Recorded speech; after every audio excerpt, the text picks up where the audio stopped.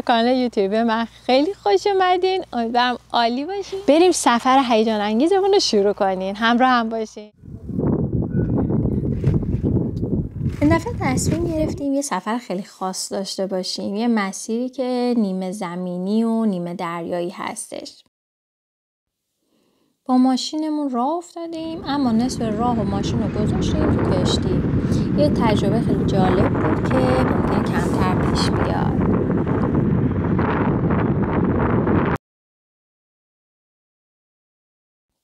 کشتی‌هایی که ماشینا رو جابجا میکنن یه حس خاص دارن. مثل یه استراحت وسط راه میمونه، ولی خب روی دریا دیگه. اینکه نصف راهو با کشتی اومدیم خیلی متفاوتش کرد سفرمون رو، چون این تجربه رو اصلا نداشتیم. به نظرم سفرهای یوهویی که یادم یوهویی تصمیم میگیره یه جایی بره خیلی باحال‌تر میتونه باشه.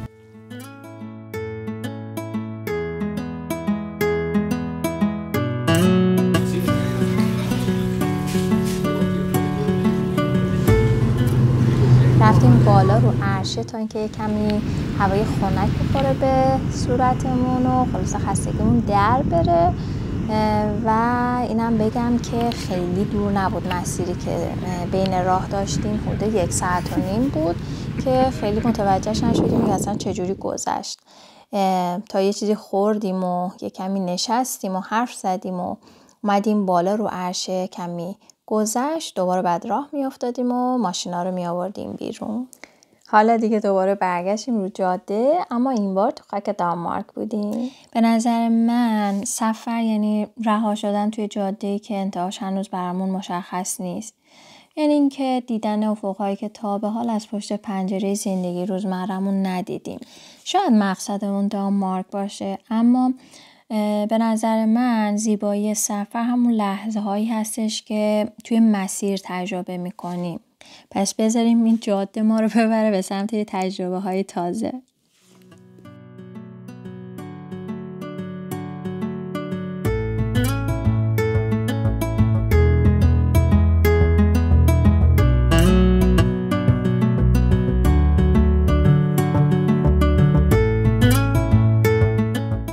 خب بالاخره رسیدیم به این کلبه قدیمی. انقدر خوشگل و بامزه بودش، انگار که یه مثلا از دل قصه های بچگیمون اومده بود بیرون. و حالا توش الان میبینین پر از خرگوش و موش و از اینجور چیزاست. بعد من فهمیدم که به خاطر اینه که اصلا کلن انقدر که اینجا پر مزرعه است دور و برش و کلی هم خرگوش دیدیم. یعنی خرگوش خیلی اینجا زندگی میکنه. بعد یه چیزی بگم، این خونه مال 140 سال پیشه و باورم نمیشه که ما الان داریم تو همچین خونه میخوایم بریم بمونیم. شومینش هم مال همون زمانه، خیلی قدیمیه، فقط بازسازیش کردن، خوشگلش کردن، خیلی چیزای بامزه توش گذاشتن، پر از این عروسک هاست. یه خونه عروسکی طوره، خیلی خوبه.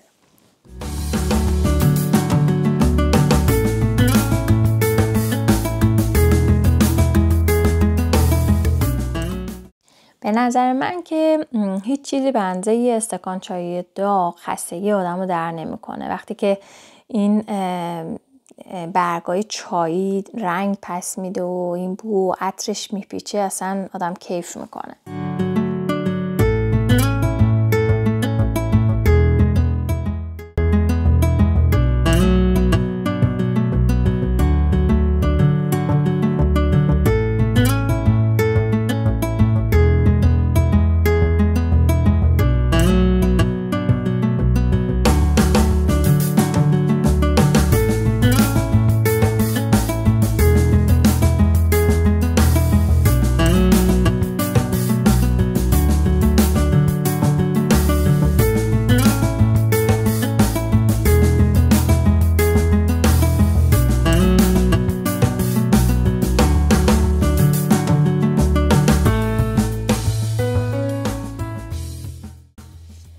برگ‌های دفترم دوباره حال و هوا و بوی سفر گرفته. لحظاتی که میان خیابون‌ها، نگاه‌ها، طعم‌ها، صداها جمع کردم.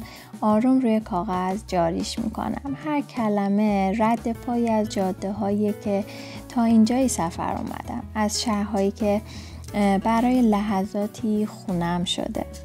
می نویسم تا این روزا رو نگه دارم، تا اگر یه روزی دلم برای این سفر تنگ شد کاغذها رو ورق بزنم و دوباره توی این خاطراتم قدم بزنم.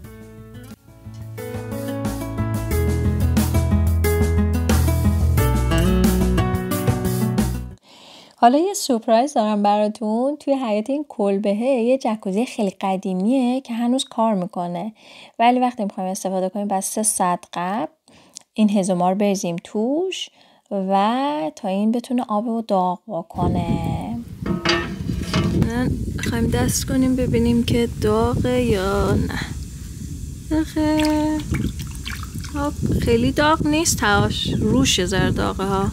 ته دست میکنیم اینقدر داغ هم نشه، داره داغ میشه، پشم داره. به به بگیریم فکر کنم. وای چه کثافتی. هر توی این آب بشینیم گرم بشینیم خیلی کثیفه. من نمیخوام برم توی آب.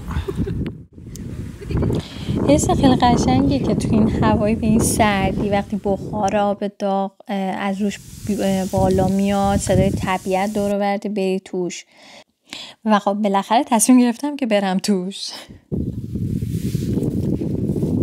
نگاه کنم بالا چوب دار. کمتر پیش میاد آدم همچین لحظه هایی رو تجربه کنه. یه جور فرار از منطقه امن و شلوغی روزمره است. هر سفری برای من یه منبع الهامه. طبیعت، رنگ‌ها، حس و حال هر جاییم که میرم یه جایی تو نقاشیام ثبت میشه معمولاً. این سفر هم مستثنا نیستش. جایی که کلبمون قرار گرفته همونطور که بهتون گفتم پر از خرگوشه. تم این خونم خرگوشه، پر از عروسک‌های خرگوشه. برای من گفتم یه نقاشی بکشم که تم خرگوش داشته باشه حال هوای کلبه رو. حالا دوست دارم از شما بپرسم کدوم قسمت این سفر براتون جذاب‌تر بود؟ دوست دارین همچین جایی رو تجربه کنین؟ تو کامنت ها برام بنویسین. اگر هم از این ویدیو خوشتون اومد لایک کنین و برای دیدن ماجراهای هنری من کانال منو سابسکرایب کنین. تا بعد.